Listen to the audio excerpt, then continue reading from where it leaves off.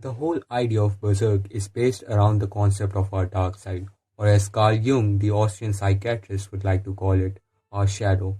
We'll discuss the manga and its philosophy later. First, let's briefly understand what the shadow is. So Jung didn't believe that you could be a good person until you realized your capacity for evil. I don't mean acted it out in the world. But understand that it's possible. Well, not only understand it, but then to bring it under your control. You see, because there's a big difference between someone who's naive and is a good person. They're naive, they're a good person because they can't not be. They're like a domesticated house cat. There's nothing, they don't even have the capacity to be bad.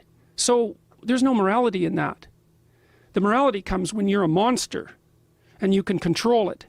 And that's the Jungian encounter with the shadow. So Jung said, for example, that the roots of the shadow go all the way down to hell. And what he meant by that is that, well, you can think about it literally, you can think about it metaphorically. We'll just think about it metaphorically. It's like, if you start to understand who you are, then you understand the Nazis. And who wants to understand the Nazis? You know, I can understand sex criminals. I can understand them. Right. I can understand Nazis. And the reason for that is because I can see that as an aspect of myself. Truly. But one of the things that's so interesting, and it's terrifying to realize that, which is why it's terrifying to realize the shadow, which is why people don't do it. So, in short, our shadow is the version of ourselves that is evil. And Jung's philosophy is that it is a must to be in control of our shadow. Anyway, let's get to Berserk.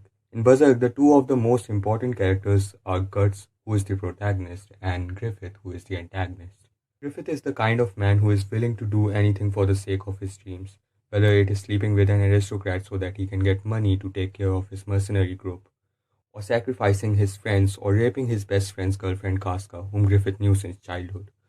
To be honest, I do not understand why he did that, maybe to show the extent he is willing to go for the sake of his dreams. Griffith is so blinded by his ambitions that he has lost control over his shadow. Sure, he is getting closer to his dreams, but he is hurting the ones around him. This was shown during the eclipse when Griffith turned into Femto. Femto is his dark side. Now on the other hand, we have Guts, who is a monster too, but he is in control of his dark side, well, most of the time.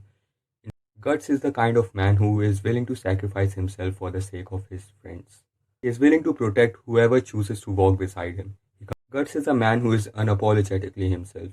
He has never been seen questioning his fate. Sure, he has cried, but never questioned his conditions. The whole idea is that you should become a man like Guts who knows how to own his shadow and not owned by his shadow.